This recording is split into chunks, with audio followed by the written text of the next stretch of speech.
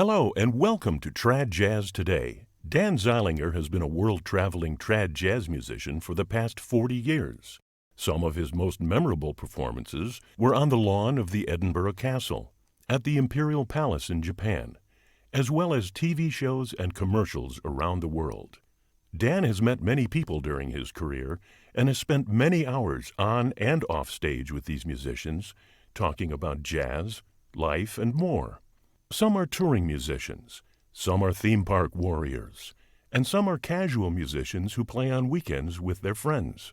They all have stories worthy of a movie script, and through these interviews, Dan will be sharing them with you. Now, Dan Zeilinger. Hi there, this is Dan Zeilinger with Trad Jazz Today. My next guest is somebody who I have, just admired, and I have honestly had an awful crush on her. Maybe 20, 25 years ago or so, Miss Brady McKay, who is, I guess that's Ms. Anyway, who's a great, wonderful singer and used to be one of the crew of the Wooden Nickel Jazz Band, has done so many things before and since then. And we'll get to learning a little bit more about her here. Also, another thing I want to talk about is about your children's music that you're working on, because that's something near and dear to my heart also. Mm-hmm. So here we go. Hi. Hi, Dan. I tend to be ADD and rambling, and I bounce off the walls. So I apologize for lack of focus at times, but what's new? That's what makes it fun. Now, I understand that you were actually born in Salt Lake City. I was. I lived there till I was 18. Wow. That's not far from the University of Utah, in the shadow of the beautiful Wasatch Mountains. Wasatch Mountains. Interesting. Till you were 18. Tell me a little bit about growing up in Utah. And I was one of 9 children in a big Mormon family, and it was a very musical family. My mother played piano. My dad played organ and taught piano, and there was always music. And then when I was in 5th grade, they started producing their own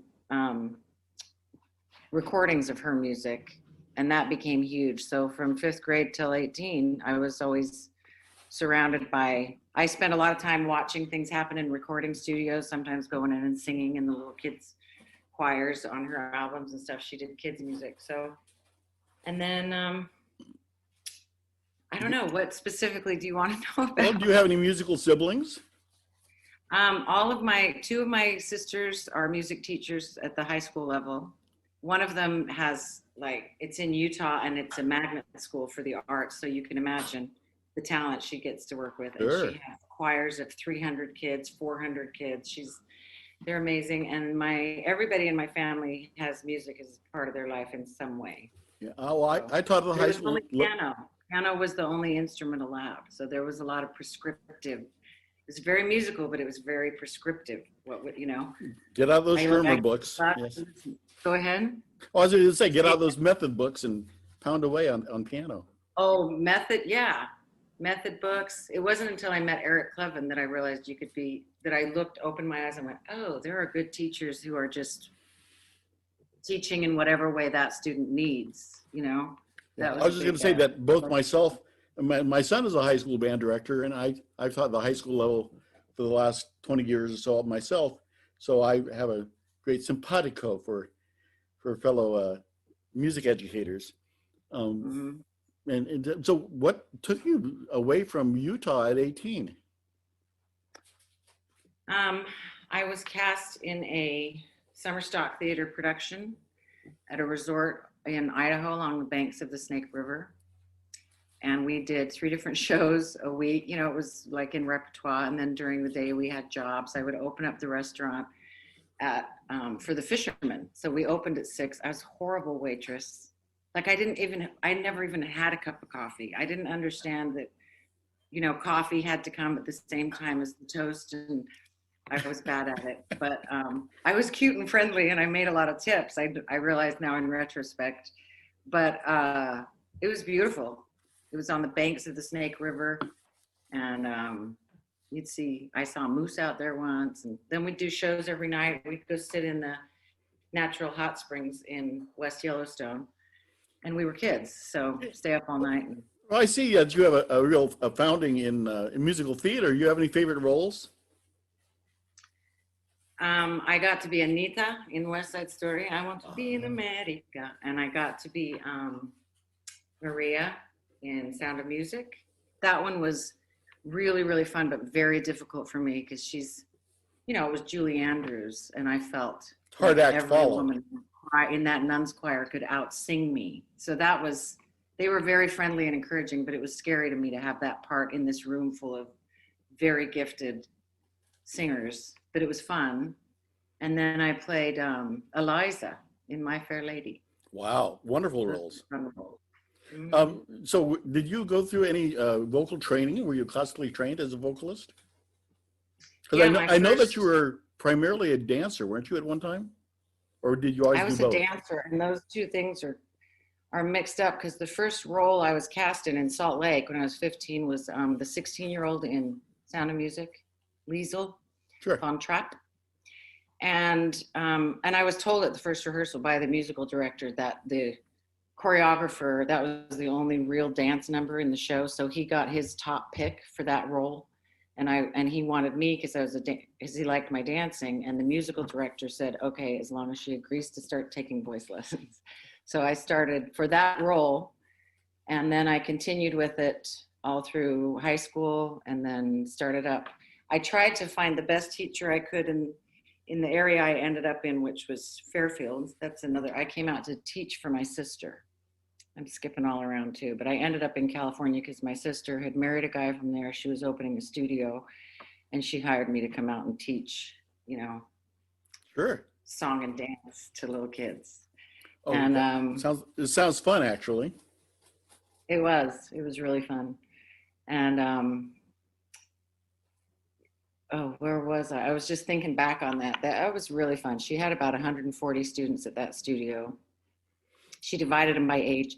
And once again, it was very, like Utah Mormon performance choir, like the Almonds. The Osmonds. No, it was very much like, like showbiz kids. It's kind of a little bit horrifying, but kids love it, and I was good at it, and I've always loved it. And you modify that as you grow older, but that's what we were doing, and I loved it. And then I was doing theater, and then I landed a voice teacher in Fairfield.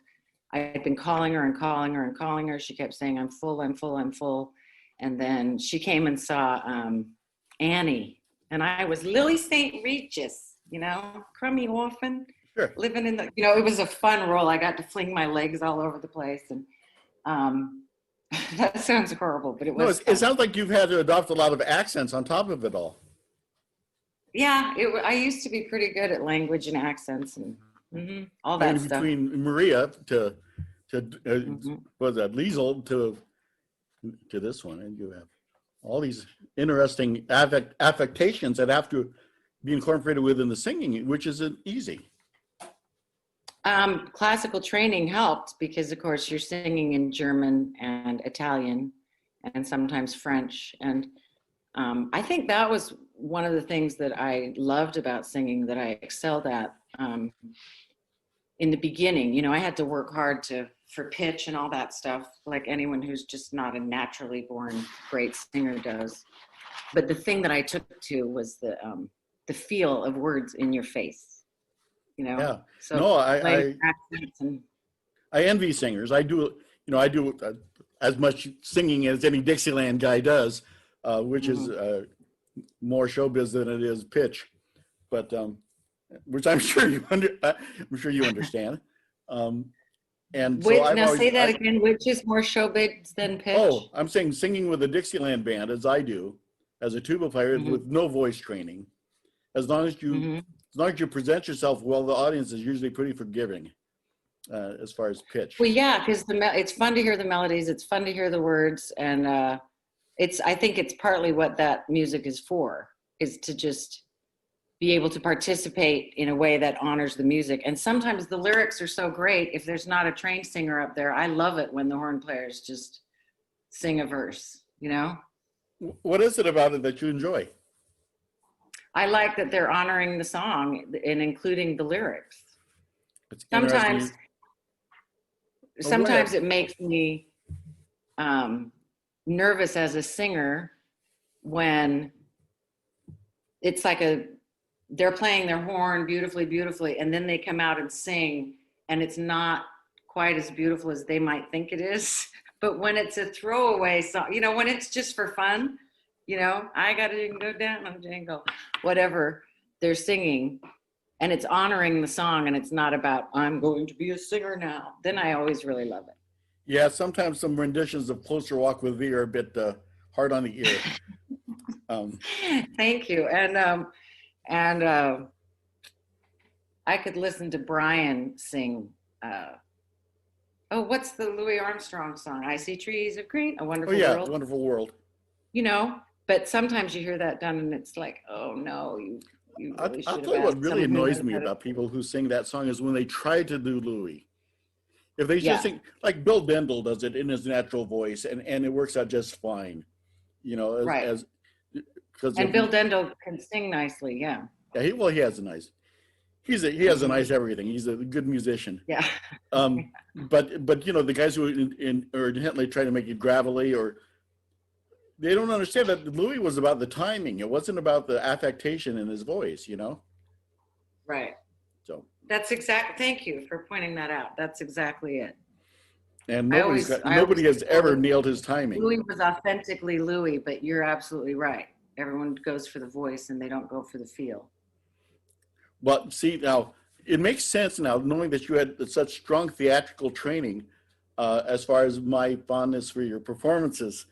Um, uh, I always loved the fact that you sold what you were doing on stage. I'm speaking from when I saw you a lot 25 years ago. Not that you're not excellent now. I've been binging some Oh, videos of you currently. I'm not excellent now. I haven't been performing, but thank you for that. Well, I did. the most recent videos I can find, like with what's the name of that? The Oh, the neurotypicals. neurotypicals. Yeah. You I have some like very that. nice performances with them. Thank you. And once again, I'll tell you what it is. And there's some very famous singers. I'm not going to say who because he's still alive, but a very famous singer that had a TV show that nailed the pitch and had no idea what he was saying when he sang. Oh, yeah. Yeah, In fact, I remember him doing a rendition of St. James Infirmary Up. But hey, so I think that, you know, that's kind of what we're pointed at when we were just now talking about singers and selling or not selling or understanding. If singers listen to what they're saying and try to interpret the intent, it works for me, regardless of how trained they are. But if they're just trying to be an instrument, right. I guess is what we're saying. I'm sorry, I'm I saying the agree obvious. with you. It depends on the instruments, though. Sometimes there's an instrument that you could just listen to all day long, you know. But I don't think that comes around as even with real instruments. If it's a musician that moves you that way, it's going to be because it comes from their heart, I would think.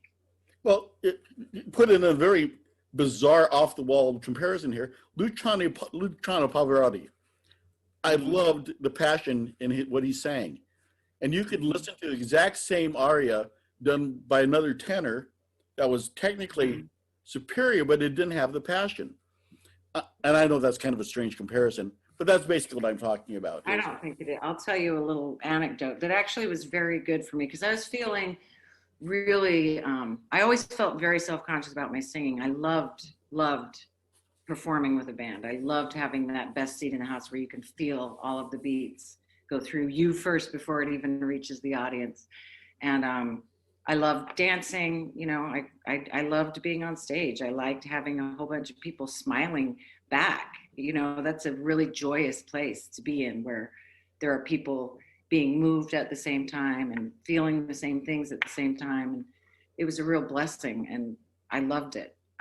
The singing part, I came to really, really love as I came to master the style a little bit more. But I was always very nervous about it. The same way I felt in those rehearsals with the nuns, Ah, Sound of Music. But and part of my self-consciousness was improvising. I never scatted. I was a theater girl who never even heard of Ella Fitzgerald. I mean, really, if you'd said Ella at the age of 18, I would have been like, Ella who? I had, you know, but then I grew up on that music because the old musicals that I watched. So I knew all the songs, and it was very exciting to hear them in a new way, but I felt very self-conscious. I'll get to my story. it's okay. It was one night I was watching, I had the TV on. It was, I don't know, probably after a gig or something. And I saw a live performance on one of the talk shows, Leno or something, with Whitney Houston. And she was just like so gorgeous, and her voice was so amazing. She could do all this incredible stuff. And I just remember watching and going, oh my God, she is amazing, and blah, blah, blah. Then I switched the channels to another late night show, and it was Bonnie Raitt, and she was singing something. And I just noticed the difference in my body with Bonnie Raitt. I just leaned back, and it was like, oh my God, this song. And that's when I realized, it's about the song. It doesn't matter how, like, I would so much rather sit and listen to Bonnie Raitt for the next hour, who anyone wouldn't, but I wasn't going to switch back to the show off with all the trills if I didn't feel it in my heart. Now I'm sounding pretentious, but that was a big moment. I understand. Like, I don't have, if I pick a good song and sing it as well as I can from my heart, it doesn't matter that I can't do all the gymnastics. I guess that was what it Just told me. a short self story here. I actually did a festival or two with Big Mama Sue and Fast Eddie, and they had me do a vocal on stage once, and I had an out of body experience. It's the first time and only time it's ever happened to me. But I was sitting and singing, and all of a sudden I was looking down at myself from the sky. It was yeah. Wow. How did you think you did? Oh, Did you like it? I just couldn't believe it was me. Obviously, I was just so engrossed in the intent of what I was doing that I actually managed to take it out of my body. Wow. It was a very bizarre experience, and I wasn't even drinking that night. But it sounds interesting. It sounds like, I'm dying to know how you felt about seeing it from afar, or maybe you were. It was an evening set in Mammoth Lakes, actually. Mm-hmm. And so in the, within the woods and dark time, and I don't know. I really, at that moment, I wasn't paying attention to how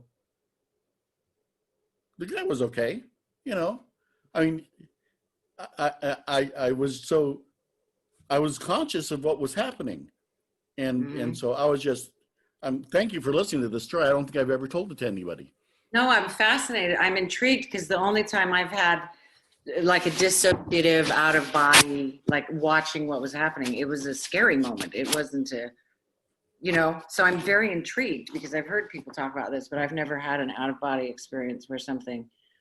So it's never happened again, and it hadn't happened before. So yeah, it was scary actually.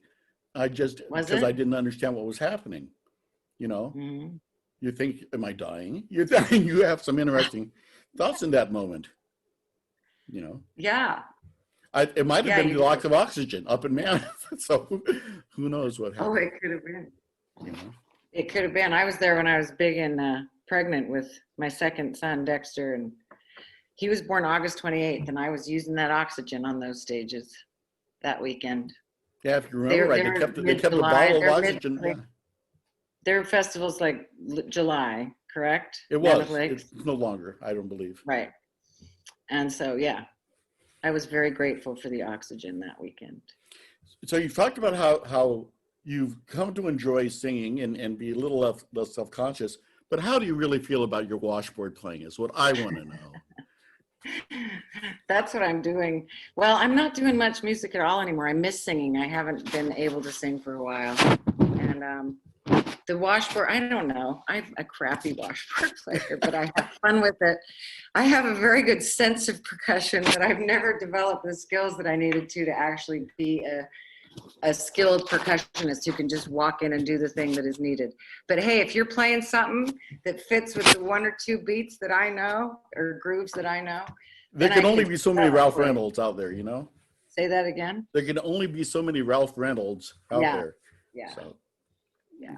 what got you first started with the early jazz? I mean, I understand hearing the tunes from musicals and being able to convert those over, but actually to get into the depths of the early jazz is a whole different thing. What caught your ear there? I think that meeting Bob Williams and then meeting the Katzenjammers and Bonnie and Otis and all those people is what, you know, I know that's what prompted the career change. It was like hanging out with musicians was so much different than hanging out with actors and being part of the music, not having to rehearse it note for note and have it be perfect, you know, perfectionism. Perfect. That's the word. I understand. Perfect. And so that, but I've been thinking so much about it lately. I think actually it came from Sesame Street. I mean, I'm just realizing that when I talk to friends and we're talking about Sesame Street, both from when I was young, my brother and I would watch it, you know, we used to call it Indian style. Now, what is it? Crisscross applesauce Sure. on our carpets and, you know, and I think that all those, 1, 2, 3, 4, 5, 6, 7, 8, 9, 10, 11, 12, ladybugs came to ladybug picnic. I loved that shit. And that's the stuff that I remember. And I realized that I remember very different things from people my age who grew up watching it or watched it with their kids. And I just think I think Sesame Street set that in motion for me. I don't know my heritage. I don't know. I think it's all like Mormon strict hymns. And I think that something inside my soul got excited when I heard those songs on Sesame Street. And then when I met Bob years later, 22 years later, and I went to hear a band he was playing in, and it was that feel, you know, Sure. I think I really dug it. Sure. You know, a big part of our business that I don't think a lot of fans understand is, let's be honest, we flirt with the crowd. I mean, if you want to look at what the relationship is between a performer and an audience, I think right down to the basics, it really comes to that, regardless of what style you're performing. All relationships, for that matter, when it comes to an audience and a performer, how do you feel when you're there? I doubt if people who went to hear Miles Davis came away from those performances feeling better about themselves because of how he played.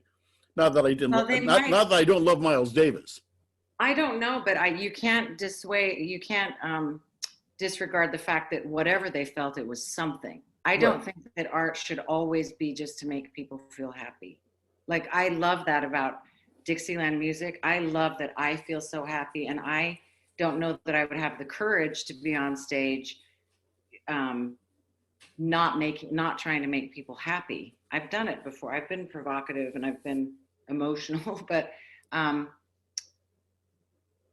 you definitely someone would have left Miles as changed. Or I'm just saying you want the audience to feel something. Right, and it's very, very fun when it's almost all just happiness and joy. That's really fun. Well, it's addicting, yeah. To know that energy, that synergy that happens. You get to a ballad and it's not so much that happy joy, you know. It's not that. It's not singing ice cream over and over. There's got to be movement to the performance, but this probably isn't the best way to sit, huh? It looks like I just you be you, as the saying is now. What was I gonna say? Something about? Oh yeah, you got to have like the ebb and the flow. But I think most traditional jazz performances are generally, you know, upbeat. If you spend a day at a jazz festival, you're gonna be smiling most of the time, and hopefully you will have had some very beautiful moments on other ends of the emotional spectrum, but it's going to be mostly happy, fun stuff. Right. So I was reading as I was researching you. I research everybody that I interview, so I don't step on things too badly. that you started doing. You did a whole children's CD and are involved in children's theater and movement now and those type of things. Very near and dear to me. Mm-hmm. I actually did a lot of work on a very bad television show for kids. And I mean very bad. It was called Peppermint Park. And it was a direct-to-video children's puppet show that I produced a lot of music for. And so I got into that space with my head and really enjoyed it. I still enjoy some of that stuff. And I understand that your involvement was inspired by your son. Well, my involvement of getting involved in, what do you mean inspired by my son? Oh, the fact that was one of the things that got you into the children's music as a genre. Oh, I grew up, my mother, that was her whole genre. Oh, okay, I'm sorry. And that's what I was doing when I moved to California to teach with my sister, was doing, I mean, I've been hired by many, many schools to go in and do their, do their school musical, or I did choir at 4 or 5 different schools in Sacramento, or I'd just be hired to come in and do music with the kids for an hour. And I have not been in a classroom yet in the state of California that didn't have my mom's music in it. So children's music was like my whole life. But I did need to quit touring so much and running a band because of my sons. And that's what got me into doing much more children's teaching. That's when I opened my studio in Sacramento and did all that stuff so that I could earn money through music, but not having to travel all the time with their dad, Sure. Both of us gone is my point. When both, it was really, really fun. And then when my kids got to be 11, 12, 13, and they didn't want to be dragged around to a jazz festival because they had their sports and their friends and their stuff that they wanted to do. And I didn't want to miss their life. So that was when I started getting really into teaching. I understand. I have 2 kids and 3 grandkids now. And all 3 of my grandkids in some degree are on the autism spectrum. And oh, really? Yes, ma'am. Wow. And I did not know that, man. I'm sorry? Do you think you and I are? I've been told that I am. Do you think you are? Absolutely. I remember the very first time I took my daughter in the school. The school suggested that we take her in to have her looked at for ADD when she was in elementary school. And so I went into the office with the psychiatrist and her, and about one sentence in, he looks at me. So he goes, "So, Mr. Zeilinger, how long have you been ADD?" I went, "What?" Really? And I said, "I don't know that I am." He goes, "Oh, yeah." He goes, "Let me ask you a few questions." He said, "Do you have any delusions of grandeur?" I said, "Other than I wanted to start my own religion once, not really." And he did exactly what you did. He laughed. Yeah. He goes, "Are you always looking for instant gratification?" I go, "Well, I don't know. Am I? I mean, I was almost." Hey, is this ADD or this is ADD? Spectrum now? Okay. This was ADD, but I think I am. I'm going to change this light. Excuse me, Dan, but sure. Keep talking, won't you? Because I want to hear your story. But I think all performers are live performers are a combination of all kinds of these things that are now diagnosed that haven't been in the past. I agree, but I also think all humans are. Yeah. Well, I'm just saying that the need for gratification, for instant gratification, is one from that's one of the reasons at least I became a performer. When I was in elementary school, they'd say, "Okay, write the alphabet." I was the kid who did this. A. Is that good, teacher? Oh. How about that one? Right. And I didn't. So the need for that kind of gratification, the need for acknowledgement, and the need to be seen and appreciated. Yeah. Right, but fairly quickly, I couldn't be an accountant. Mm-hmm. My psyche would not let me be a farmer. Right. Not a farmer either. Well, I plant a seed and wait for months for something to come up. No. Oh wow! You need. I planted a seed and went boing. Then I say, "Oh yeah." you know. Yeah.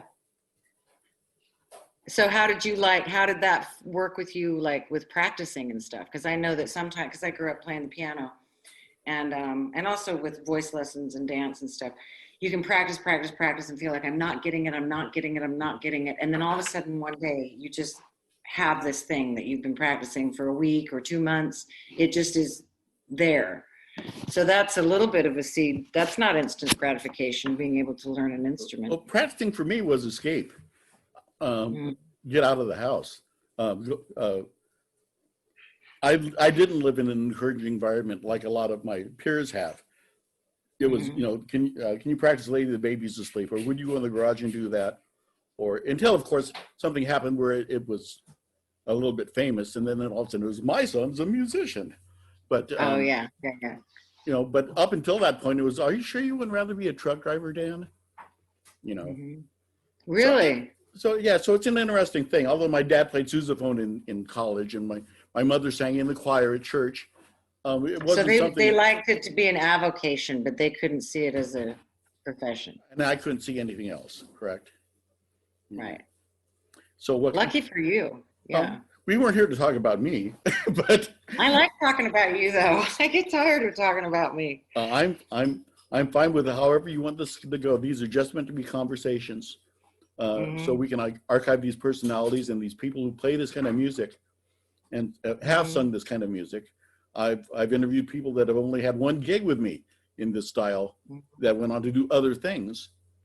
But the hook is the fact that we all have taken part in traditional jazz is the hook to the show. Right. But it's not it's not what it's about. Yeah. Yeah. Well, that's a nice hook.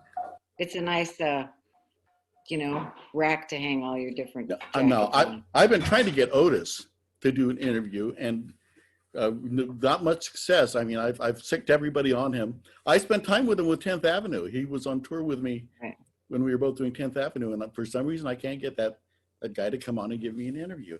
I think he's a pretty private person. He is. I think he likes to stay private. I waited a while to answer your thing because, Bob Williams said, "Oh, you should really do it." And I thought, well, I'm not in that scene anymore, and I haven't even been performing. And also, I've been a little bit paranoid. I've been very private for about 3 years, and was a little bit worried about. Rusty Steyer said the same thing to me, and I worked with him for a very long time, and he said, "That's just not my thing anymore, Dan." And I understand that. I mean, I thank you for doing this, because, like I said, I have a memory of you that I'm very fond of as a performer, and of course it helps to have Bonnie remind me of it when I interviewed her, which was a blast. How is she doing? I haven't talked to her in a long time. Well, she's still recovering.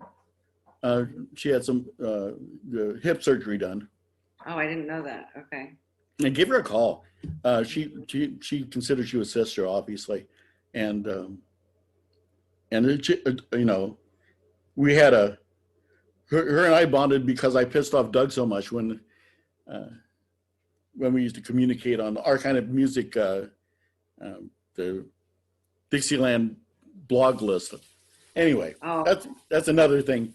But we were all part of that crazy festival circuit many years ago, and it was so much fun. It was pretty fun. It was so much fun. Yeah.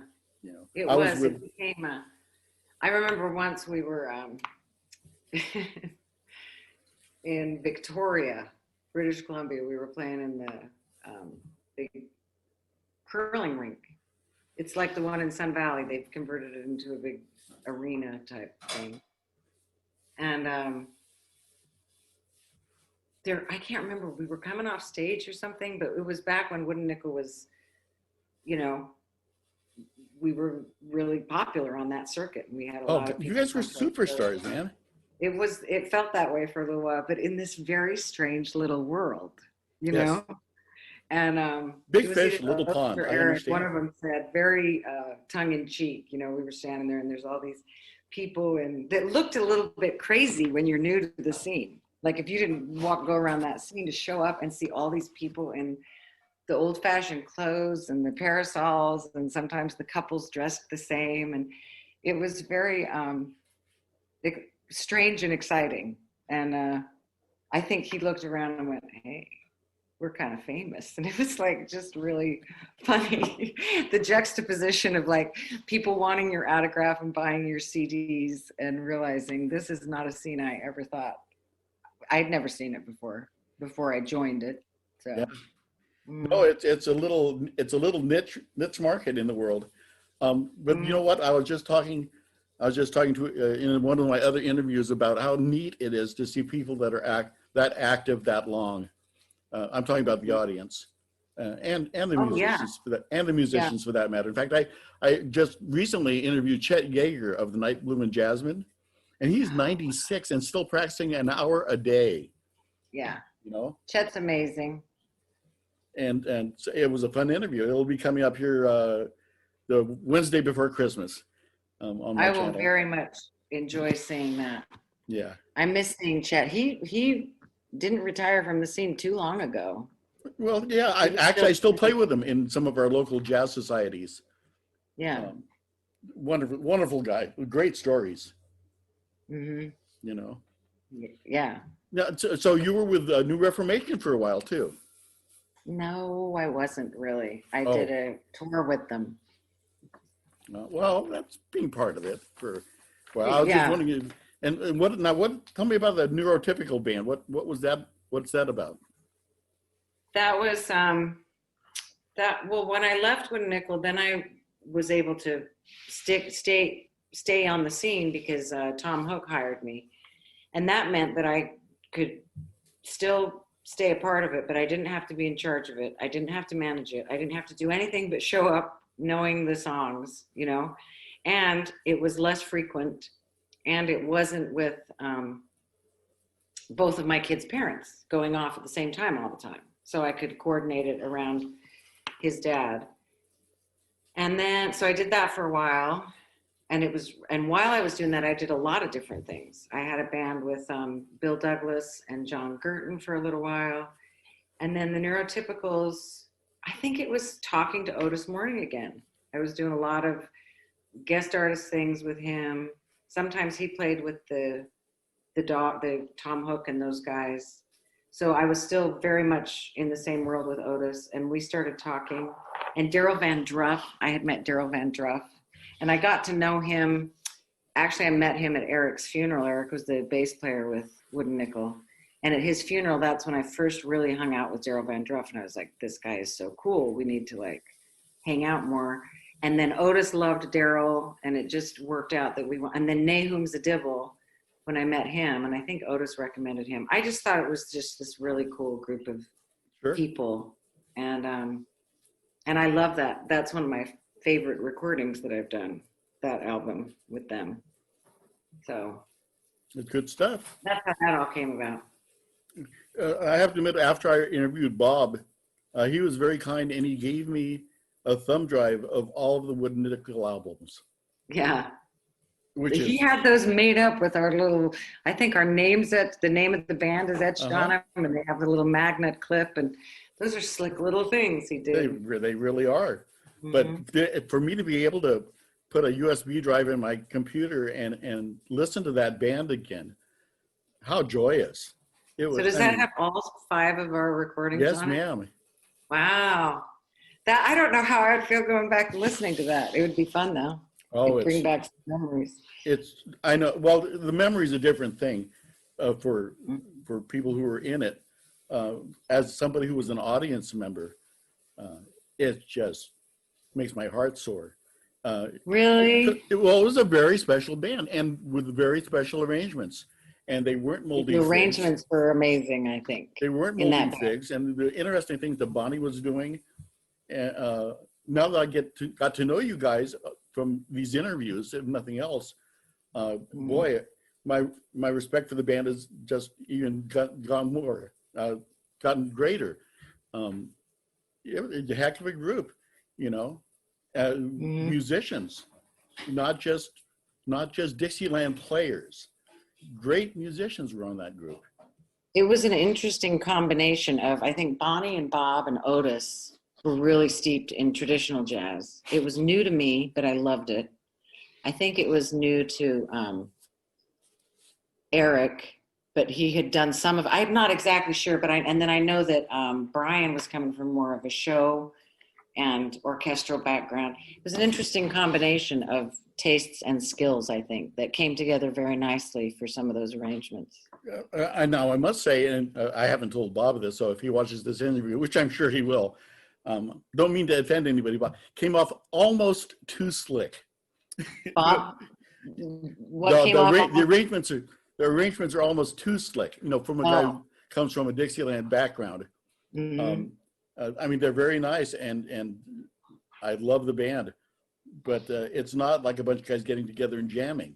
It's actually people thought about putting the music on it. Do you know what I'm saying? I don't know. I do. I think I'm saying it clumsily. Me, the only thing I had seen Cats and Jammers because Bob was playing with them, and they were a Dixieland jam band, and they were amazing. They had the same kind of arrangements that most Dixieland bands have, you know, where you maybe have some really cool intro, where you change up the groove at the same time, you know. But then we worked with Stan Mark. My first gig in this whole, I mean, I got hired by Stan probably 5 months after I met Bob. I started going down to the jazz meetings at the Elks, and I would sit in the back room, and I knew how to sing and I knew how to perform and I knew these songs. It was just, I had to learn to not count off 5, 6, 7, 8 because I don't dance. The dancer in you, yes.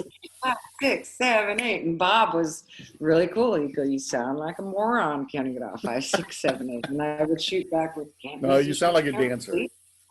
But yeah, and I was a dancer, but I guess Stan liked what he saw, which isn't surprising because I was young and moldable. And he liked to put show groups together. So that was my experience, you know, and all of us came off of working for Stan. So I think we learned from him that it's fun to have different arrangements and different styles and throw in a weird thing now and then, you know. I don't think any of us liked doing "It Don't Mean Nothing." And I know bands that do that. It was weird. That was a weird moment. But anyway. My God. That's too funny. Well, I hope that you end up performing again. I really do too, Dan. I miss it a lot. I don't know if I'll get my voice back, but I'm working on it. There's a really great. Now, what caused it to be damaged? You know,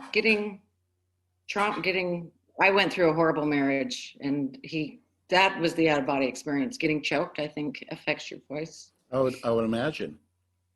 I don't want to go there. Anyway, I haven't been able to sing, and there's crap. There's a really great. I used to take lessons from Shelley Burns every now and then because I think she has very good mastery over. She's a great voice teacher and she's a great jazz musician. Like she understands the style and the phrasing and all that. So I used to go to her in my 20s. Now and then I took from her regularly and then would check in. But I went to check in with her because she knew my voice when it was younger. And she said some things, including that she thinks my larynx is just frozen in the up position. Like this is just, and I've done like trauma touch therapy and all that. I have a lot of just stress up here. And so basically, you know, literally and figuratively, it can take away your voice. So I understand. Anyway, so it's been tough, but there's this woman in San Francisco that, she said, "Have you ever had intraoral massage?" And I was like, no, that's really nasty. Do I need protection? But she did this interesting stuff and created space, just taught me how to feel from a different, with voice studies, it was all here.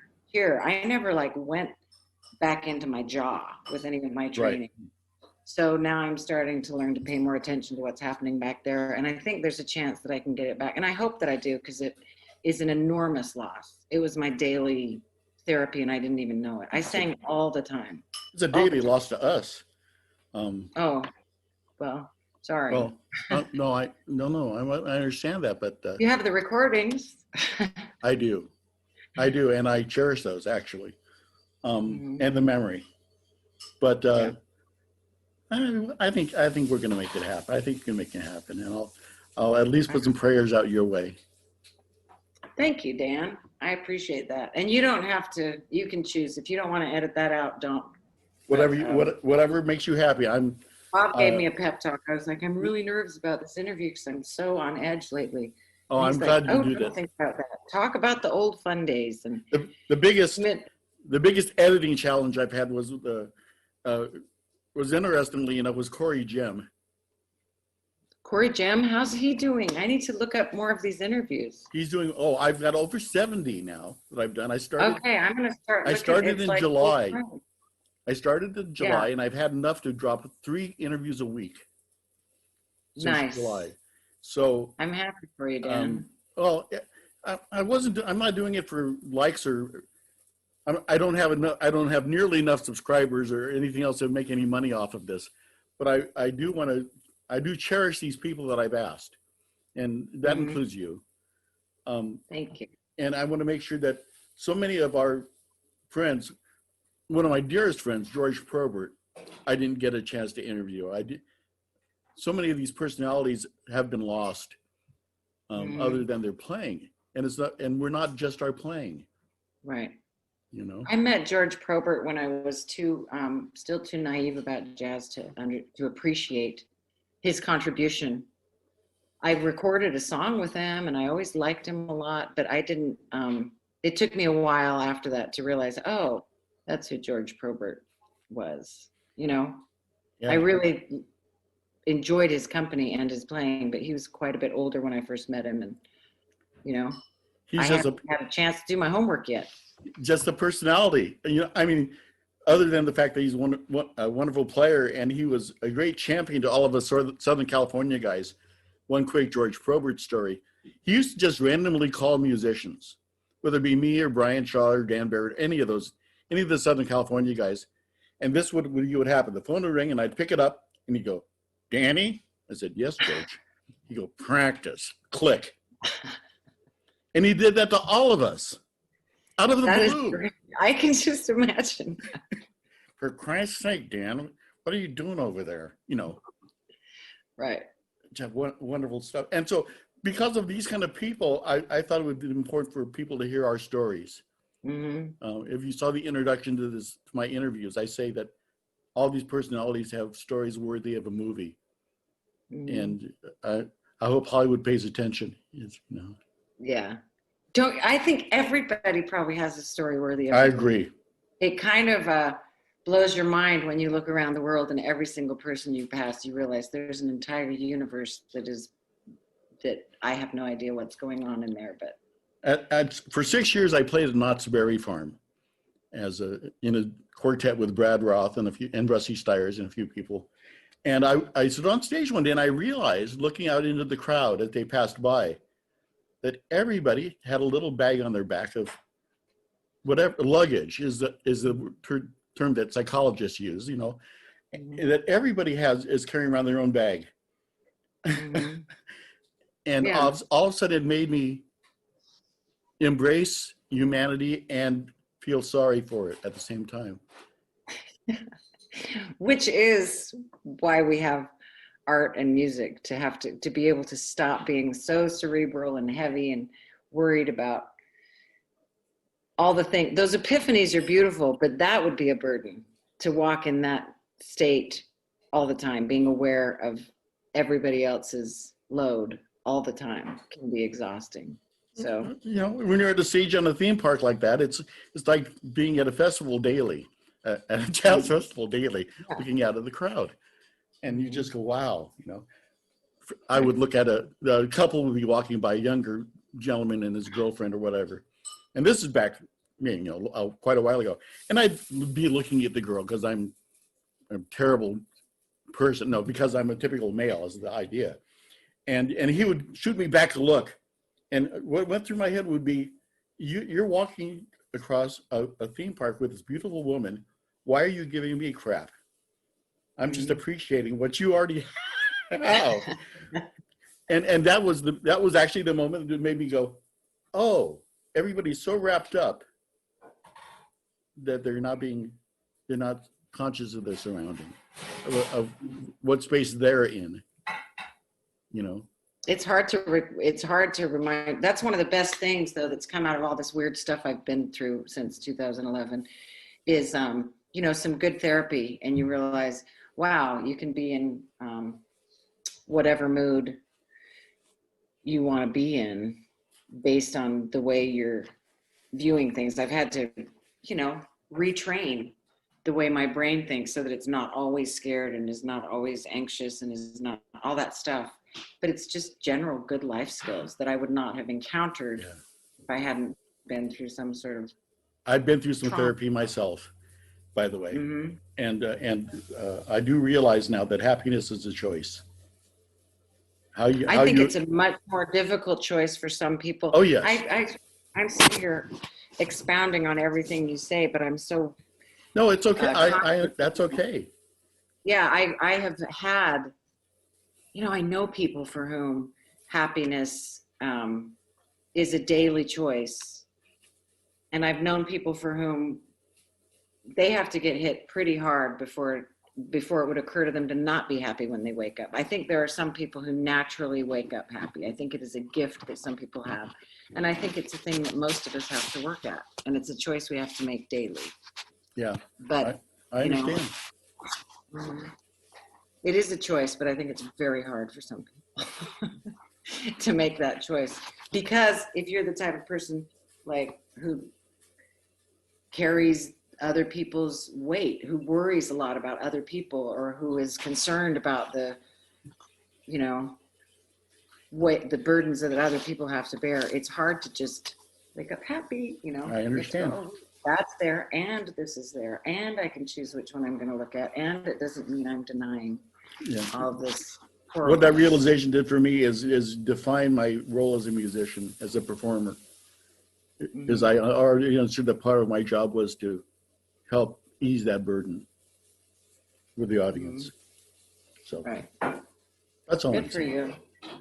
I don't think know. That's a beautiful way to bring it. We didn't talk much about Dixieland or. That's not the intent of the show. What was that? That's not the intent of the show to talk about Dixieland. It's people who enjoy the style and have helped preserve it. But it's about the people. This show is about the people, not about the style. Do you think the style naturally draws people who have things in common other than just their love of the music? Do you think that having the love of the music betrays a certain way of viewing the world or certain personality types, or do you think it's just as varied as everything else? I think it's as varied as everything else, but in general, I think it attracts people who hearken to a simpler time. What's interesting about that is now that I've been doing all these interviews, is there are some common threads that I find really fascinating. One of them is steam trains.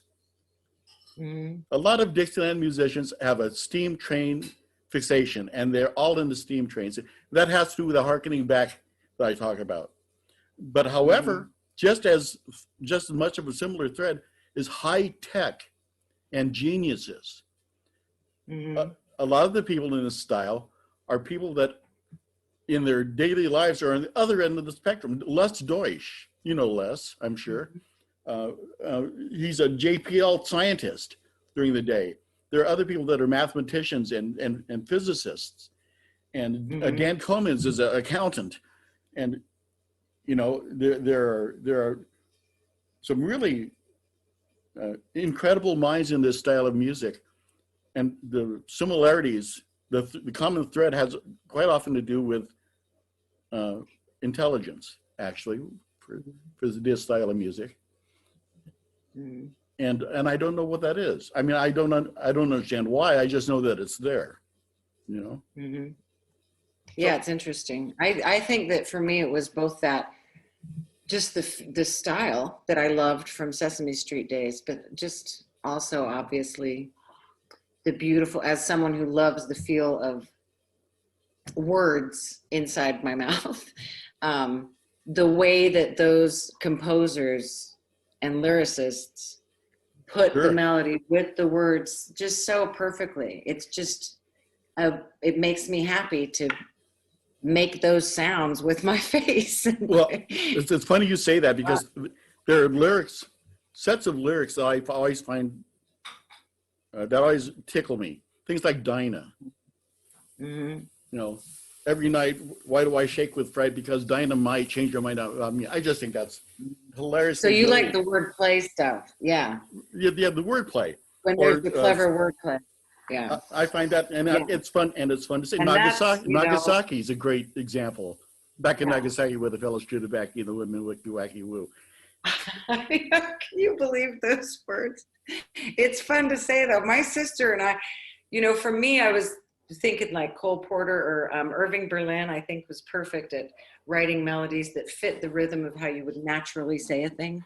That was fun for me.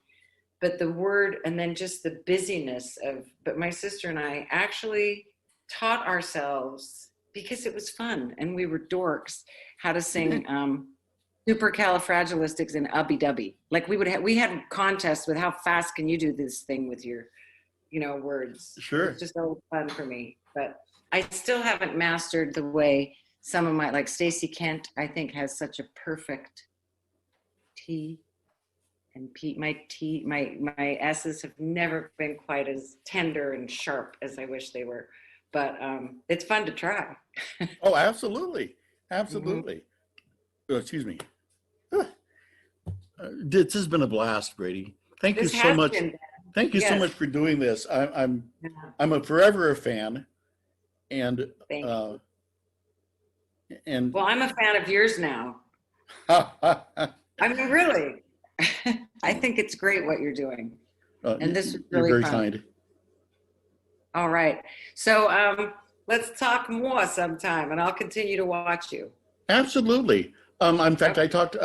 Now that I know that you have a strong foundation in education and dance and stuff, what I plan on doing after I run out of people to talk to, which I don't think is going to happen anytime soon, but I want to turn out an educational series. Oh, nice. To get to the specifics of what it is we do.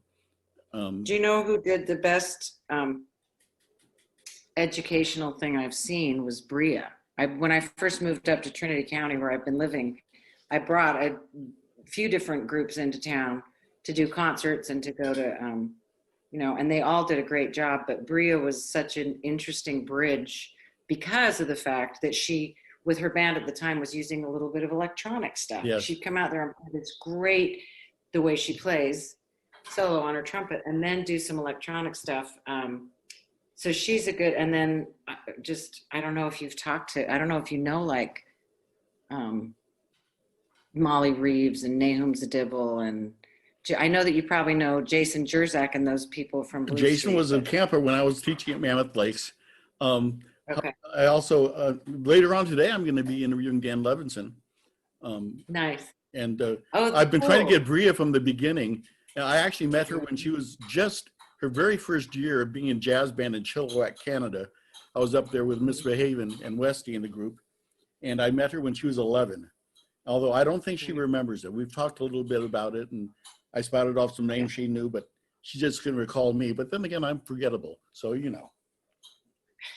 So I've been trying to get, and Bria said she would do it, but she's just is so wrapped up. And of course, now she's very busy, but I'll bet that if there was an education angle to it, I bet she'd be more inclined to make the time, because that's such a huge priority for her. That's the thing she's often busy doing, is educating. Well, I think. Well, my show is just a little show right now, and hopefully the word will get out and people will appreciate it. But I'm not exactly what you would call a career move for somebody who's, on the brink of greatness. Oh no, we're all just talking about it and doing it because we love it. Anyone who thought they were going to get rich and famous going into Dixieland, it's pretty unlikely. But you can do what you love around people who love it and for people who love it, and that's very edifying. It's gratifying, and it's the meaning of life, babe. Yep. Being with people and enjoying and having them enjoy what you have to offer. That's an amazing thing. It's a gift, I think. Just know that you're in my thoughts. And I will possibly be contacting you again. Great. Thanks, Dan. You take care, Brady. Bye-bye. Bye-bye. You too. Thank you for watching Trad Jazz Today. Dan posts new interviews every Monday, Wednesday, and Friday.